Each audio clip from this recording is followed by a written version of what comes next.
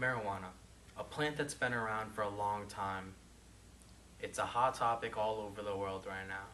But it's not just a modern epidemic, it's been around for thousands of years. But just over the last half century, though, it's been a political controversy that has caused much debate. Is it really a threat to our society and to our youth? Can it really destroy lives? Or is it just a plant that can end the pain and suffering of sick patients and stressed out and weary people? Many people are blind to the effects of marijuana and they only believe the propaganda which the government produces. But one should know the real effects of marijuana of the drug by understanding how it works and how it affects the human body. Marijuana, a drug, has many uses from relieving stress to helping sick patients recover. And I've always been interested in what certain drugs can do to the body, especially marijuana. I've read and studied a myriad of scientific articles and journals about the effects of marijuana on the human body. So therefore, first, I'll discuss the chemical structure of marijuana and its effects on the human body. Secondly, I'll discuss crime rates associated with marijuana. And finally, I'll discuss how the economy will be positively affected if marijuana is to be legalized federally. From the chemical effects of marijuana on the human body to its effects on the economy, marijuana is the most fascinating drugs on the planet. And it's unfortunate that many people are punished so harshly for using such a harmless drug. The chemical makeup of marijuana has an interesting effect on the human body. Tetrahydrocannabinol, colloquially known as THC, it's the active ingredient in marijuana, and a dose of THC can cause sleepiness, mild hallucinations like other psychedelics, and temporary and mild cognitive impairment. Tetrahydrocannabinol relaxes the body by decreasing the blood pressure for a period of time. And THC is the active ingredient in several other anti-anxiety medications. Marijuana releases a chemical called serotonin and dopamine into the human brain. Dopamine and serotonin are known as the chemicals released into the brain, and they're related to feelings of happiness and well-being. Many people with depression have lower amounts of dopamine and serotonin than usual, so when they ingest marijuana, their brain chemistry gets restored back to normal. The release of dopamine and serotonin also treats patients with their major schizophrenia. CBD is another major chemical which marijuana releases, known as cannabidiol. Studies have shown that CBD helps many people lean off cigarettes and other nicotine-heavy substances. CBD prevents the production of the cytokine called IL-12, which helps prevent diabetes and bad cholesterol. Many models of animal cell culture show that CBD helps prevent muscular sclerosis by reversing certain inflammatory responses to the body. Now that I've discussed the chemical structures of marijuana, I'll talk about crime statistics that it's involved in. Many arrests for marijuana are unnecessary and indecent, and the rates have dropped since it was legalized. Crime rates have dropped in parts of the country where marijuana was legalized. Violent crime rates in Colorado, a state which marijuana was legalized, have dropped an average of 5.5% in the last 5 years, according to Time magazine.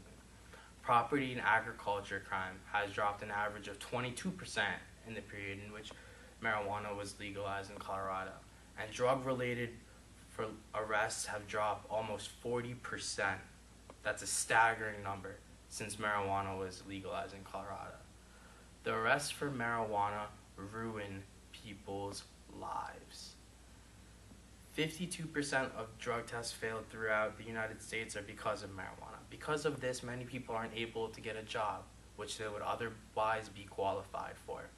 And 12% of the people arrested and incarcerated for the possession of marijuana only have committed that one crime throughout their lives. And because of that one incident of possession, people have felonies on their records. Also, 4% of people arrested for marijuana are made to do controlled buys. And because of that, some of them end up being severely killed or injured. Many people using marijuana for medicinal purposes have also been imprisoned. According to Reader's Digest, In the early 20th century, the American government prohibited the use of marijuana, but a group of people were caught making it into herbal medicines for seizures, and because of that, those people were jailed for 20 years. A mother in 2010, she was incarcerated for administering CBD to her child who was an acute leukemia patient. And a veteran purchasing marijuana to treat his own PTSD was imprisoned in 2009. These are terrible incidences that ruin people's lives.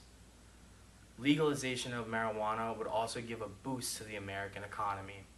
It would take away a lot of revenue from the power of the black market. According to a study done by Time, 12% of black market revenue as a whole is generated by marijuana. Marijuana is the main cause of robberies and deaths related to the black market. And marijuana is the main cause of illegal border crossings related to the drug crossings, which is the black market.